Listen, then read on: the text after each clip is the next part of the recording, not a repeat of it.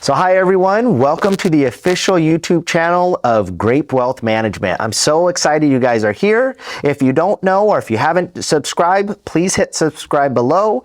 And if you don't know about Grape Wealth Management, our focus is specifically on retirees or soon to be retirees. So I'm going to be covering everything on how to get retired, how to stay retired, and then also at the very end, obviously transition of wealth. That's a big piece of retirement also. So I'm so glad you guys are here again. Today, I'm specifically going to talk about investing in an actively managed portfolio and why it's so important for you to do so.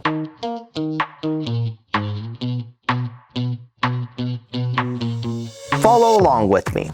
Now, let's say that you have a $500,000 portfolio. I want for you to picture these funds inside of a box. Now, this box is an actively managed portfolio. So on the left side of this box has two components. On the left side, we have stocks. Now, as you probably know, when you invest in a stock, you become part shareholder of that company. As that company grows, typically so does the stock as well. It gets larger. Once that company gets to a certain size, it may agree to pay out in dividends, so to allow for you to share in some of the profits of the company. So stocks generate dividends. Now, on the right side of this, the second component, we have bonds. And I'll be explaining bonds in a moment. But so going back to the stock side, we have different sizes of stocks. The first of which is large capitalization.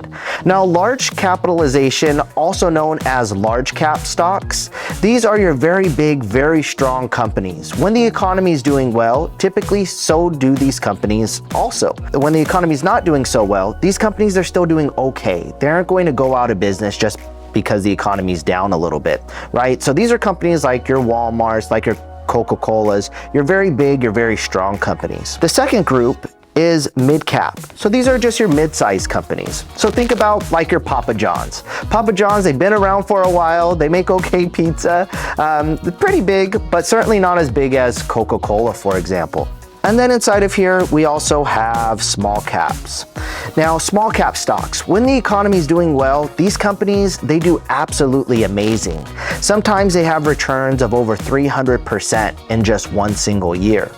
However, when the economy is not doing so well, these are the ones that tend to hurt and sometimes go out of business. And so, especially when being retired, depending on your risk tolerance, typically I would include just a small amount of small cap, but not too much. Now, one of the things that all of these have in common is that they are all here in the US. The reality is that there's very large companies outside of the US. We have Honda, Toyota, Samsung, all very big, very strong companies. And it's important that to have a properly diversified portfolio, that we have an international component as well. Now that's on the stock side. So to move over to the right side of this quadrant, we have bonds. So when I say bonds, I just want for you to think of like a home loan. Typically when you purchase a home, you go to the bank or a lender, you borrow money, you pay back what you borrow plus interest on top of it. This is the exact same way that bonds work. So we're essentially lending money to the government, to corporations, so like Coca-Cola, for example, and to cities, so municipals. In return, they pay back what they borrow plus interest on top of it. Typically, you're generating dividends from your stock side of the portfolio and interest from the bond side of your portfolio. Obviously, as of right now, you're usually we're reinvesting those dividends and interest payments so we could get this amount to grow, that 500,000, as much as possible.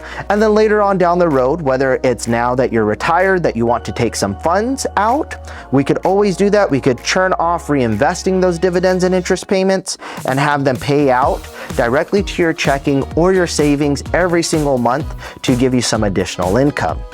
Now, one important piece about having an actively managed portfolio is that it's broadly diversified.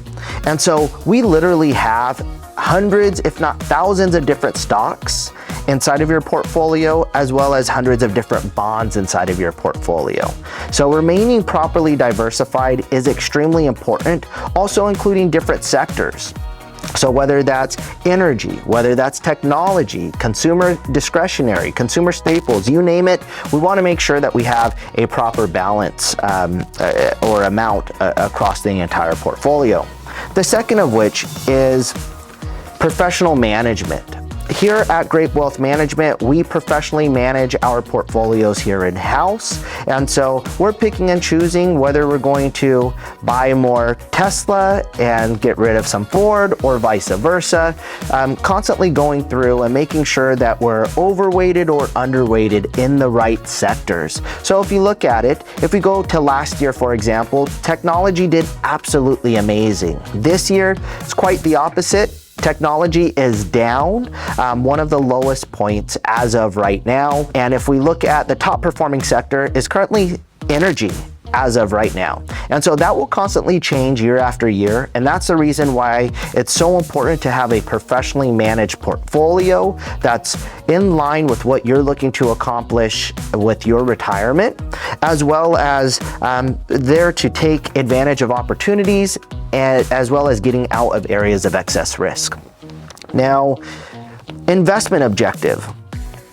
As I mentioned, majority of our clients are retirement focused, and so we want to make sure that your portfolio is in line with your retirement and the lifestyle that you're living. With some of my clients say, hey Alex, retirement to me is just enjoying my grandkids and being able to relax and not have to go to work. On the other end, I have other clients that say, hey Alex, I've been working my entire life, and now with being retired, I want to do things that I've never had a chance to do, like traveling around the world. So obviously two different extremes, two different lifestyles. And so making sure that your portfolio matches your lifestyle is extremely important. Other than that, guys, that is an actively managed portfolio. If you have any questions, please comment below, and I look forward to speaking with you soon. Until next time.